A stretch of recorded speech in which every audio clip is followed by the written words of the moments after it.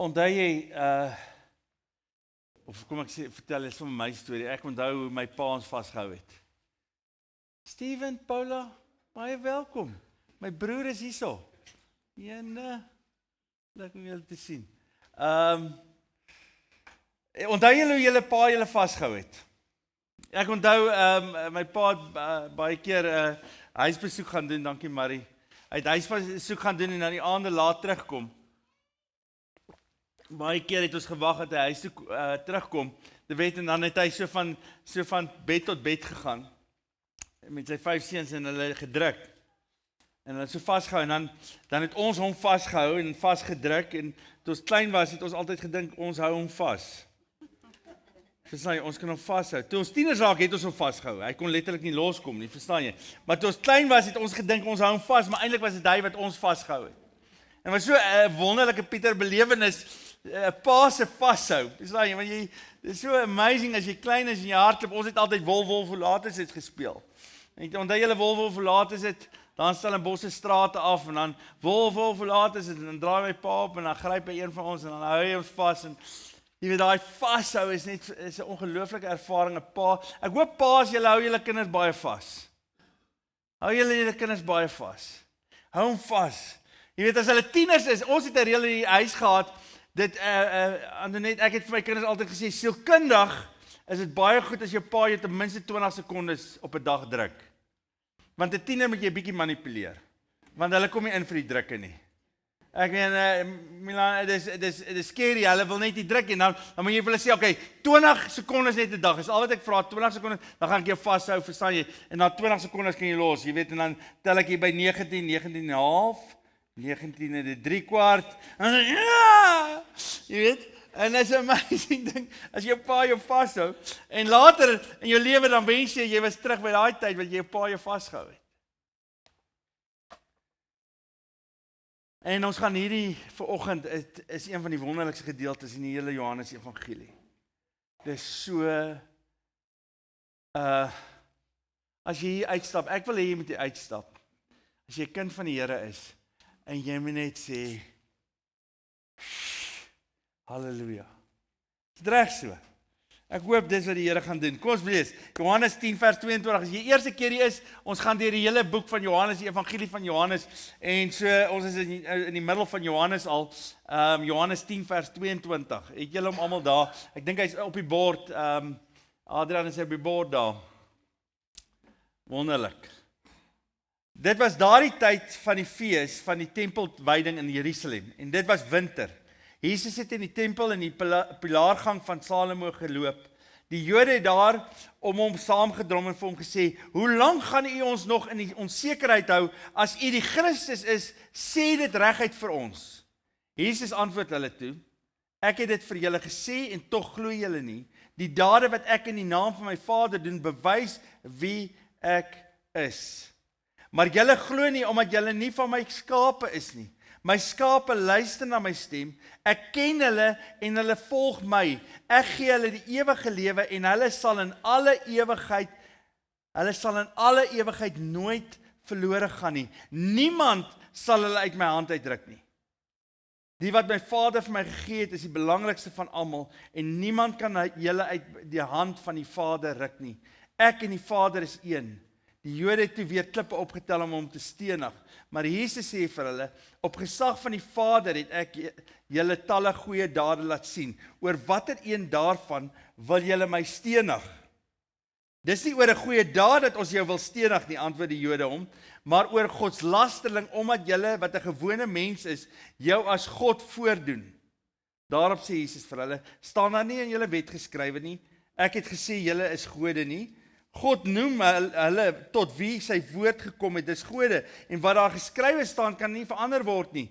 Hoe sê julle dan vir my, wat deur die Vader afgesonder het en na die wêreld toe gestuur is, julle praat godslasterlik, omdat ek gesê het, ek is die seun van God.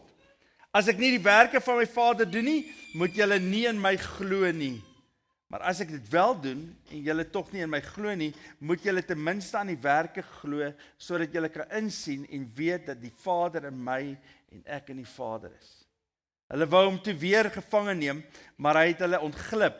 Hy het teruggegaan na die plek oor kan die Jordaan waar Johannes vroeër gedoop het en daar gebly. Baie mense het na hom toe gekom en hulle het gesê Johannes het wel geen wonderteken gedoen nie, maar alles wat Johannes oor hierdie man gesê het is waar. Baie mense het daar tot geloof in hom gekom. Tot sover. Hier's 'n amazing ding. Die hele gedeelte in Johannes, probeer Johannes die volgende doen, en julle wat al 'n paar keer hier was, sal dit weet, Johannes 20 vers 31, die teksvers staan daar buite, as julle daar buite sien op een van daai baniere, hy sê die volgende, Johannes skryf hierdie evangelie, sodat julle kan weet, dat Jesus die Seun van God is, en dat hy die Messias is, die langverwagte Messias van die Jode is, en dat deur in hom te glo, julle die lewe kan hê. So hierdie hele Johannes 10 vers 22 gaan oor hierdie hele gedeelte, dat julle die lewe sal hê en die lewe in oorvloed sal hê as julle glo dat Jesus die Seun van God is. En weer eens, dis die vraag, wie is Jesus? Deur die hele Johannes evangelie word hierdie vraag gevra, wie is Jesus? En daar's 'n geweldige stryery oor elke keer as hy met die Fariseërs te doen het, oor wie is hierdie Jesus nou eintlik? Is hy iemand wat godslastelik goeders kwytraak of is hy werklik die Seun van God? Is hy werklik die Messias? Op een van die talkshows in Amerika, 'n hele paar jaar gelede, het Jane Fonda en die Archbishop of Canterbury gesit en gepraat met een van die late night talkshow hosts. En dit is 'n interessante ding, hulle het toe gepraat en die Archbishop, dis nou interessant, die Archbishop van Canterbury saam met Jane Fonda om 'n tafel sit. Maar in elk geval, die Archbishop van Canterbury sê toe, Jesus, I believe that Jesus is the Son of God. En Jane Fonda sê toe vir hom, maybe he is for you, but he is not for me. En toe sê die Archbishop vir haar, well, either he is or he isn't. Either he is or he isn't. Die grootste vraag wat jy en ek kan antwoord in ons lewens is wie Jesus is. Wie is hierdie Jesus waarvan die Bybel praat? Wie is hierdie Jesus? Dis die grootste vraag wat jy kan antwoord in jou lewe. Daar is nie 'n groter vraag wat jy kan antwoord in jou lewe nie. En die Fariseërs worstel met die vraag en hierdie vraag kom deur die hele Johannes evangelie aan die gang en die Fariseërs kan nie sien nie. Hulle kan nie sien wie hy is nie. Hy staan reg voor hulle. Nou baie keer sê ons nie, het julle al gesê, as ek in Jesus se tyd daar was, dan sal ek onmiddellik glo. Wie dit al gesê, jy weet, jy sien 'n man wat blind was, hier voor jou, jy weet, siende word, wie gaan glo? Ja, lekker nee, julle sê dit nou. Tot jy hoor jy gaan uit die kerk verban word as jy dit glo, dan glo jy dit ook nie lekker nie. Verstaan jy? Wel, dit kan wees of dit kan nie wees nie. Hoeveel goeders het jy al in jou lewe gesien? En dan elke keer twyfel ons weer. Baie keer kyk ons na Israel, is dit nie? En ons lees die Exodus en ons lees oor hoe hulle elke keer getwyfel het. Dan sien hulle hier kom water uit 'n rots uit. En dan die volgende oomblik, ek wonder of hy dit weer kan doen. En dan kom die manna op die grond en jy wonder, kan die Here voorsien? Dan stuur hy manna en almal sê wat is dit? En dan noem hulle wat is dit manna? En dan die volgende oomblik sê hulle ja, maar ons het nou manna, maar ons soek eintlik vleis. En elke keer worstel hulle en wonder hulle, sal God weer? En jy kry dieselfde idee met die Fariseërs. Hulle is elke keer besig om te vra, is dit regtig hy doen elke keer 'n daad en dan soek hulle nog 'n daad. Hulle soek nog 'n wonderteken. Want een wonderteken is nie genoeg nie, twee is ook nie genoeg nie. Soos iemand wat geldgierig is, toe hulle vir Rockefeller gevra, what is enough? Toe sê hy, the next dollar. En dis min of meer hier ook. Hoeveel dade moet jy sien? Nee, die volgende ene. Die volgende ene. En dit staan reg voor hulle, Jesus staan reg voor hulle, en tog glo hulle nie. En dit bring my terug na Johannes 3 vers 3 toe. Johannes 3 vers 3, as Jesus praat met Nikodemus, daarop sê Jesus vir hom, dit verseker ek jou, as iemand nie opnuut gebore word nie, kan hy die koninkryk van God nie sien nie. Nou, ek het altyd gedink, toe ek daai teksvers lees, hulle kan nie die koninkryk van God sien nie, toe dog ek, dit gaan wees eendag as ons doodgaan, dan is dit ouens wat hemel toe gaan, of ouens wat nie hemel toe gaan nie. Dit beteken nie, dis nie wat Jesus daar sê nie. Die koninkryk van God is wie? Dis nie iets nie, dis iemand. As jy nie wedergebore is nie, kan jy Christus nie erken as die koning nie, en as die koninkryk nie. Dis dan eintlik wat daar staan. Dit wil sê, jou oë is toe, jy is die blinde man, jy kan nie sien nie, tot God jou oë nie oopgemaak het nie, en soos die blinde man sê, ek weet nie wat met my gebeur het nie, gister het ek nie gesien nie, maar vandag sien ek, en ek sien helder, en ek weet wie dit is wat my gesond gemaak het. En baie mense sit vir jare lank in die kerk, en hulle is nog steeds blind, vir wie Christus is, wie Jesus is. So hulle probleem is nie genoeg bewyse nie. Hier's 'n baie belangrike ding wat ons baie keer nie verstaan nie, as ons in ons getuienis besig is met mense. Wie het al met mense getuig al jare lank en hulle kan net nie sien nie? Jy weet, en jy dink by jouself, ek moet net die beste argument hê. Jy kan die beste argument hê. As die Gees van die Here iemand se oë nie oopmaak nie, kan hulle nie sien nie. Die Here gebruik jou getuienis, hy gebruik die saad wat jy saai, maar die Gees van die Here moet iemand se oë oopmaak voor hulle kan sien. En as hulle nie kan sien nie, as hulle nie hoor nie en hulle kan nie sien nie, dan gaan hulle nooit gered wees nie. Baie keer as mense hierdie gedeelte lees in Johannes 10, dan kom natuurlik 'n vraag op. En baie lank in my lewe, die eerste deel van my lewe het ek baie keer geworstel oor, is ek 'n kind van die Here? Is ek nou deel van die skape? Wie het al daaroor geworstel in hulle lewens? Weet, is ek nou rarig? Is ek nou genuine? Ek onthou as tiener, jy weet, het ek elke week tot bekering gekom. Ek dink ek het dit al vertel. Ek het letterlik elke week my hand opgesteek. Verstaan jy? Okay, wie wil die Here aanneem? Verstaan jy? Volgende week, wie wil die Here aanneem? Want wat ek gedink het is, as ek dink aan dit, dan dink ek altyd aan wat ek verkeerd gedoen het die week. Is dit nie so nie? Wie van julle het iets verkeerd gedoen hierdie week? Okay, so 'n paar van julle, alright, dus julle is op die regte plek. Wie van julle is nog in? Wie van julle is nog deel van die kudde?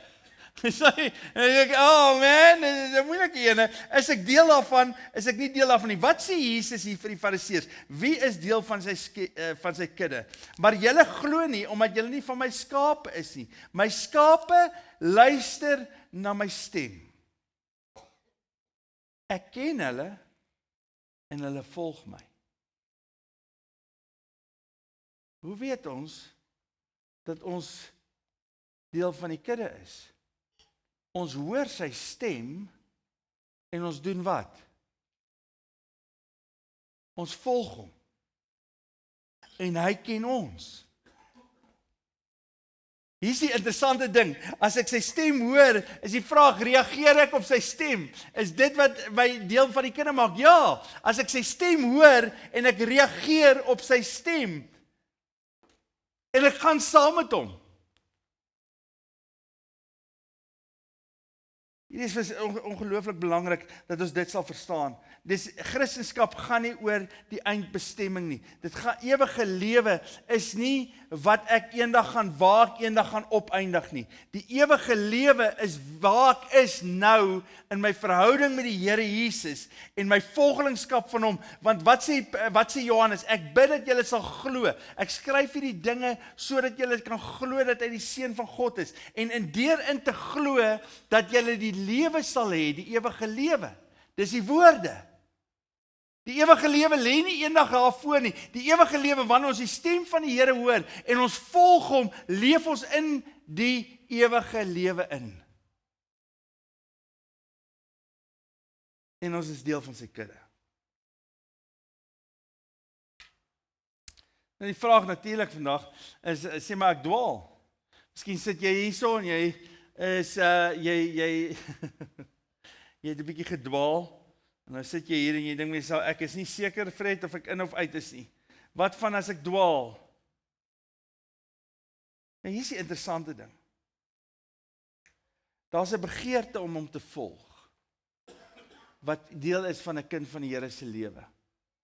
Daar's 'n begeerte om hom te volg. Sê gou vir my, het jy die begeerte om Jesus te volg? Dit gaan nie oor, hoor my nou mooi, ek gaan dit nou verduidelik, maar dit gaan nie so seer oor hoeveel sonde ek in die week gedoen het nie, maar is die begeerte om Christus te volg? Is dit daar? Is dit die absolute begeerte van my lewe? As ek val, dan val ek met 'n verstaan van, ek wil nie hier rondrol soos 'n vark nie. Ek val en ek besef ek is vuil. Interessant, Petrus, as Petrus kom en die Here was sy voete. En dan sê hy vir die Here, jy sal nie my voete was tot in ewigheid nie. En dan sê die Here, as ek nie jou voete was nie, het jy nie deel aan my nie, jy is nie deel van my kudde nie. En dan sê Petrus wat vir die Here? Here, dan nie net my voete nie, maar my hele lyf, my hele liggaam. En dan wat sê die Here vir hom? Die wat reeds skoon is, het nie nodig dat die hele lyf weer gewas word nie, maar net hulle voete. So baie keer trap ons in goeders, maar ek is skoon. Ek is deel van sy kudde. Maar dis die vraag is, het ek 'n begeerte om dit te doen wat die Here vir my vra? 1 Johannes 1 vers 5 tot 10, hier is die mooi gedeelte. Dis ook ek glo Johannes die disipel het hierdie brief geskryf en die evangelie, want jy hoor dieselfde klanke in sy briewe as in die evangelie. Hy sê, dit is nou die boodskap wat ons by hom gehoor het, en aan julle verkondig, God is lig, en daar is geen duisternis in hom nie. As ons beweer dat ons aan hom deel het en ons lewe in duisternis, lieg ons en handel ons nie volgens die waarheid nie. Maar as ons in die lig lewe, soos hy in die lig is, het ons met mekaar deel aan dieselfde gemeenskap en reinig die bloed van Jesus, sy seun, ons van elke sonde. Ons het deel aan die gemeenskap, ons is deel van die kudde. As ons beweer dat ons die sonde het nie, bedrieg ons onsself en is die waarheid nie in ons nie. Maar as ons sondes bely, hy is getrou en regverdig, hy vergewe ons sondes en reinig ons van alle ongeregtigheid. As ons beweer dat ons nie gesondig het nie, maak ons hom tot leienaar en is sy woord nie in ons nie. Die punt gaan nie oor die sonde nie, die punt gaan in 'n leef in duisternis. Dis 'n voortsleepende leef in duisternis. Dis eintlik waar jy wil wees.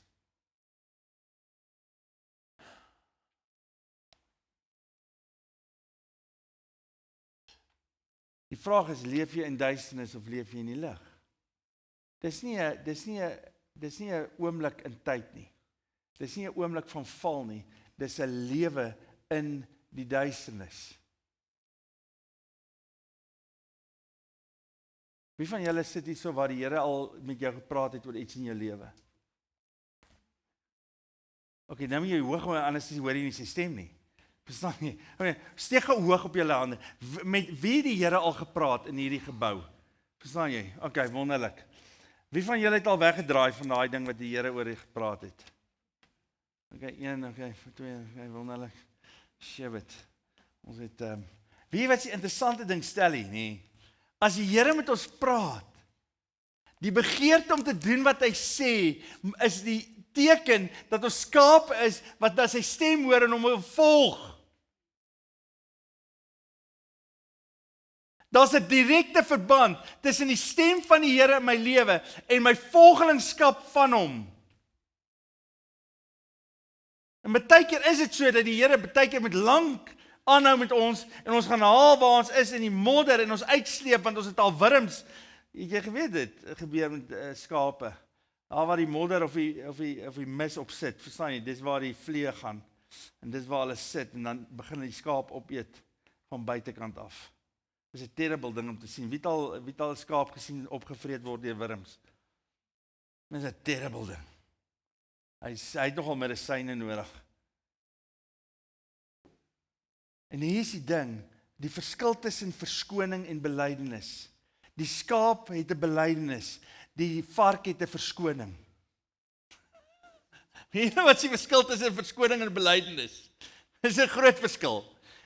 Ja, maar wie my vrou is net nie wat sy moet wees nie. Verstaan, dis 'n verskoning. My man, wie as hy net meer die Here gedien het, dan was ek ook op 'n ander plek nou gewees. Wie soek 'n ander man? Nee, moenie jou hand nou opsteek nie.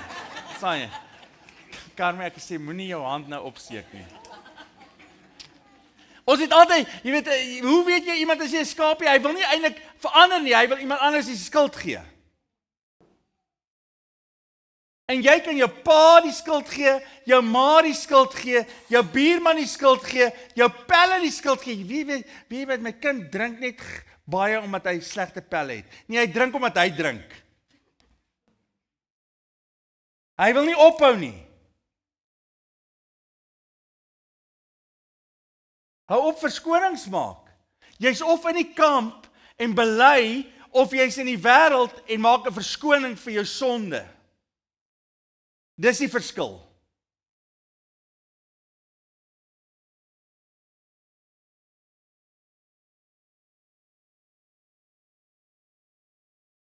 Die verskil tussen loop in sonde en sonde doen, daar's 'n groot verskil in iemand wat loop in sonde en iemand wat sonde doen. Iemand wat loop in sonde is 'n manier, is 'n lifestyle. It's a way of life. Jy kan dit trek. Baie keer, jy kan baie keer in my huis instap en jy gaan my sien sonde doen. En jy gaan met 'n kamera foto neem en jy sal sê, "Juffrou, jy's 'n hipokrit. Kyk wat jy doen, jy doen sonde." Maar daar's 'n manier van lewe oor 'n lang tyd wat in 'n rigting in beweeg saam met Christus, waar ek loop saam met Christus en my lewe val ek in die regte rigting en staan op en loop weer, want ek loop en ek volg hom, want my grootste begeerte is om te doen wat hy van my vra. Dis my grootste begeerte. Sê vir my broer en my suster, is dit jou grootste begeerte? Om verander te word na die beeld van Christus toe. Want dan is jy deel van die skape. Jy's nie 'n vark nie. Jy hou nie van om rond te rol in die dinge se nie. En as jy wil uit die varkhok kom, asseblief, kom uit die varkhok uit. En laat Christus jou skoon was vir oggend, want jy is nie 'n vark nie. As jy bely dat Jesus jou Here is en glo dat God hom uit die dood uit opgewek het, is jy deel van die kudde. So kom uit die modder uit en kom uit die mis uit en kom dat Christus jou skoon was.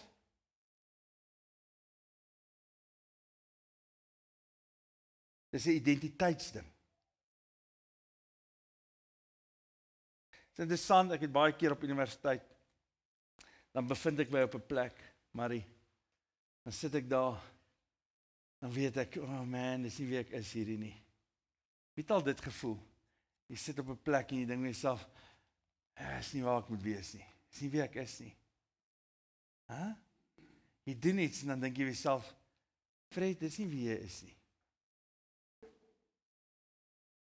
Want jou identiteit bring jou weer terug na Christus toe. Want hy is jou identiteit. So baie van ons hoor die stem van die Here in ons lewens en hy sê vir jou, my kind, dis nie wie jy is nie. Ek weet jy skop nou rond in die modder op soek na iets, verstaan jy, gaan jy niks kry nie, jy gaan net vuil word. Jy gaan nie niks kry nie, jy gaan net vuil word.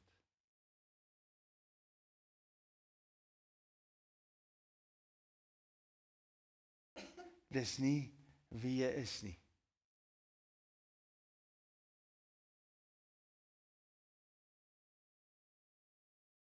En hier is die amazing gedeelte. Vanoggend kom ons weer terug en ons sê, Here, U is ons herder. En dan gee hy vir ons 2 groot beloftes. Hierdie is die amazingste beloftes in die hele skrif. Ek gee hulle die ewige lewe en hulle sal in alle ewigheid nooit verlore gaan nie. Niemand sal hulle uit my hand ruk nie. Niemand sal hulle uit my hand ruk nie. Daar's nie 'n kans dat jy kan weghardloop van die Here af nie. Hy gaan jou kry, hy hou jou vas, jy sal nooit uit sy hand geruk word nie. Kan ek 'n amen kry op dit? Want dit is die beste nuus van alle tye. Want ek het nodig dat iemand my vashou, want ek kan nie die Here vashou nie. Hierdie is een van die grootste beloftes wat die Here vir sy kinders kan gee. Ek sê jou nie laat wegkom nie, Gerry. Ek sê jou vashou. Ek sê jou bring na my toe en jou vashou, want jy kan my nie vashou nie. En jy kan miskien wees soos 'n klein seentjie wat dink, ek hou die Here vas. Nee, intussen tyd hou hy sy arms om jou en hy is jou besig om jou vas te hou. Dat jy vanoggend hier is die bewys dat die Here nie klaar is met jou nie en dat hy jou vashou. Niemand sal jou uit sy hand uitruk nie. Niemand, en dan maak hy dit sterker. Nie net sal niemand jou uit my hand ruk nie. Die wat my Vader vir my gegee het, is die belangrikste van almal. En niemand kan hulle uit die hand van die Vader ruk nie. Dis 'n dubbele belofte. Ek hou hulle vas, die Vader hou hulle vas. Hoe amazing is dit? Nie net hou ek hulle vas nie, maar die Vader hou hulle vas. En ek en die Vader is een.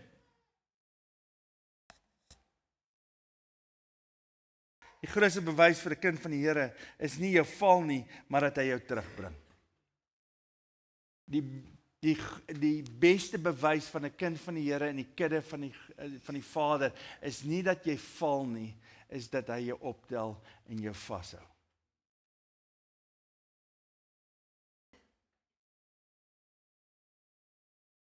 Ek weet nie wat jy meer nodig in jou lewe nie. Miskien het jy jou pa jou nooit vasgehou nie. Ek wil jou sê, jou hemelse Vader sal jou nooit los nie. Miskien het jou eie pa jou nooit vasgehou en vir jou gesê, jy is vir hom belangrik nie. Hoor hierdie woorde, die wat die Vader my gegee het, is die belangrikste van almal en niemand kan hulle uit die hand van die Vader ruk nie. Ek en die Vader is een.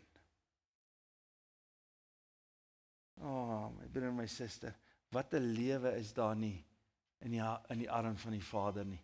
Hoekom worstel jy so?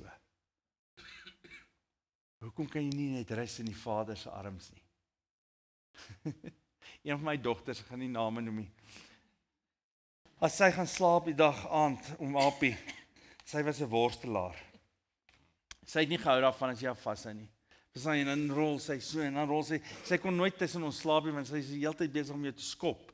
Verstaan jy, en dan probeer jy haar vashou en dan klap sy jou en dit is net dinge sy en op 'n stadium moet jy haar net vashou en vasdruk, verstaan jy, en dat sy net rustig raak. En miskien is jy daai ouetjie en die meisie, want die Here jou probeer vas en dan, ek wil nog steeds my eie, hoekom wil jy jou eie ding doen? Wat soek jy waar jy nou is? Wat dink jy gaan daai verhouding jou gee? Wat dink jy gaan daai ding jou gee? Wat dink jy gaan die drank jou gee? Wat dink jy gaan die geld jou gee? Wat dink jy gaan jy kry as jy dit alles het? Niks. Want die Vader sê, ek is die skat. Ek is die lewe. Ek is die rykdom. My gees vul jou. En hy beloof die ewige lewe. En hy is die lewe. Hy is die lewe.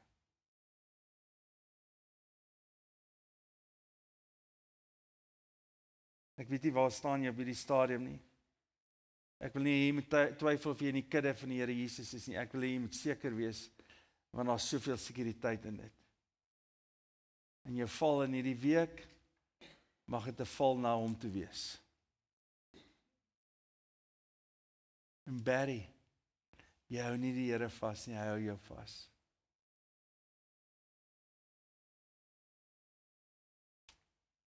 En hy sê jou nooit in der ewigheid laat losgaan nie. En eendag as jy jou laaste asem uitblaas, dan hou hy steeds vas. En jy syne.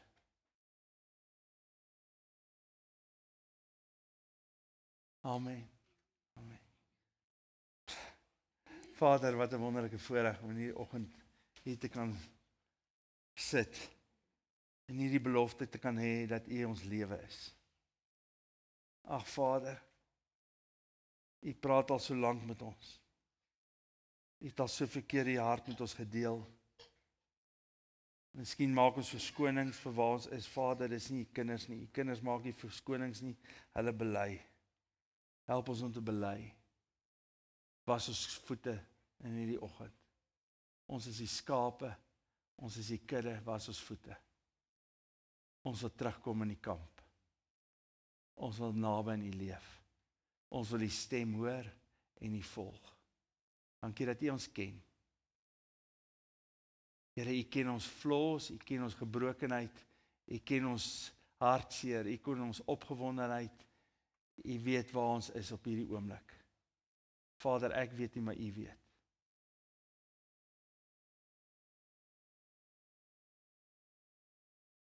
Dankie dat daar lewe is op een plek. By U, want U is die lewe. Vader, as iemand is vanoggend wat homself nie in die kamp vind nie, wat rondrol in modder en dink hy gaan vreugde vind deur die mis en die modder van hierdie wêreld. Maak hulle oë oop, Vader. Ek kan dit nie doen nie. Hierdie preek is nie genoeg nie. Ons het die Gees nodig wat wederbaar. In hierdie oomblikke